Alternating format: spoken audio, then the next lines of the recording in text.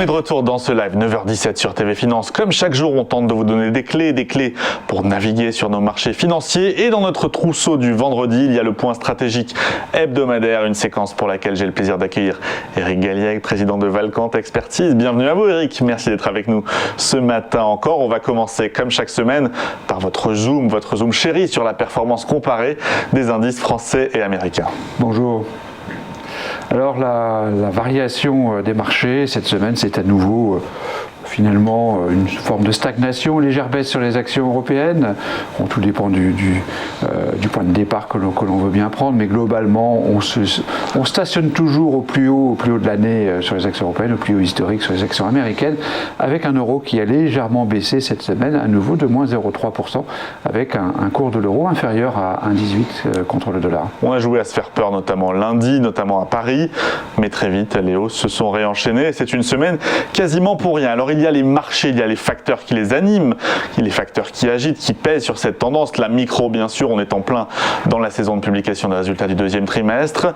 Mais avec vous, on va revenir plus spécifiquement sur certains faits d'actualité macro. Ce qui est plaisant avec vous, Eric, je le dis à chaque fois, c'est que vous n'hésitez pas à vous mouiller, vous attribuez une note à ces événements, vous ajustez votre scénario de marché à la lumière de ces notes. On va rentrer dans le vif du sujet en partant tout de suite pour la Chine. Et vous allez nous parler d'un promoteur chinois qui est en proie à de sérieuses difficultés financières.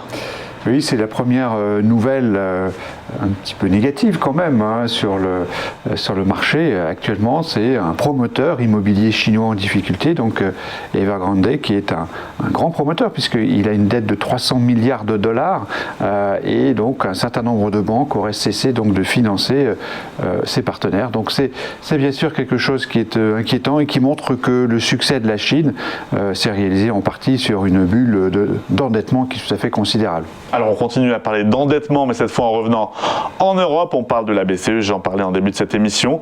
La BCE qui persiste et signe dans le cadre de sa politique monétaire ultra accommodante, et ce n'est pas prêt de s'arrêter. C'est pas prêt de s'arrêter, c'est une confirmation qu'a rappelé Christine Lagarde hier dans le cadre de la conférence de presse associée à la réunion de politique monétaire de la BCE. Confirmation très ferme du fait qu'on n'a même pas discuté d'une éventuelle réduction des rachats d'actifs qui se portent toujours à des montants très importants de l'ordre de 120 milliards par mois. C'est, rappelons-le, quelque chose de considérable.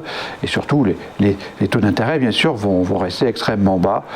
Ce qu'on peut imaginer, ce qu'on peut conclure de cette nouvelle réunion, c'est que finalement l'hyperliquidité ou la politique monétaire extrêmement accommodante va durer au moins jusque mars 2022 et en fait peut-être toute l'année 2022. C'est bien sûr une bonne nouvelle pour le scénario de marché. Pour les marchés actions, alors on continue à parler de macro, on revient sur le marché du pétrole, cet accord des membres de l'OPEC+, qui vont peut-être également soutenir l'économie et les marchés. Absolument, on n'y croyait plus et c'est plutôt une bonne nouvelle pour nous. Ça montre que effectivement, les producteurs de pétrole sont capables donc d'augmenter leur production d'une façon marginale, puisqu'elle est de 440 000 barils jour. C'est quelque chose qui est pas très important, mais qui montre que les producteurs sont à l'aise avec les conditions de marché pétrolier. Donc ça veut dire que l'économie mondiale se redresse puisqu'on est capable donc de produire un petit peu plus.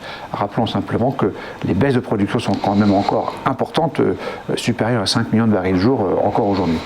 Alors on a parlé d'inflation dans le cadre des banques centrales qui ne voient que l'inflation comme un phénomène transitoire. Il y a cette information en Allemagne qui vient peut-être perturber ce constat unanimement partagé par les banques centrales. Alors on parle des prix à la production en Allemagne qui font un bond significatif sur le mois dernier. Plus 8,5%, très impressionnant comme le montre le graphique sur les 10 dernières années. Donc on est au plus haut, d'ailleurs au plus haut depuis 1982, donc c'est vraiment un point important que l'on peut relever.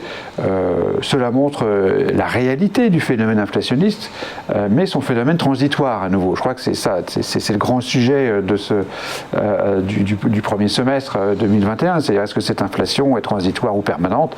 Elle est transitoire et en fait cette très forte hausse des prix à la production va se traduire probablement par une baisse des marges des entreprises. Elle ne sera pas convertie en hausse des prix à la consommation et donc aura cela va induire soit une baisse des marges des entreprises, soit un phénomène récessif, en ce sens que cela diminue le pouvoir d'achat des ménages et donc, dans la période précédente, induit une forme de récession et donc de baisse des prix, ou en tout cas de fin de risque inflationniste. Voilà pour ces quelques éléments d'actualité macro. On va faire le bilan de votre sélection, Eric. Une semaine peut-être pour rien pour l'économie entre les facteurs plutôt favorables, des facteurs moins favorables. Semaine pour rien pour l'économie, à l'image peut-être de ce qui se passe pour les marchés.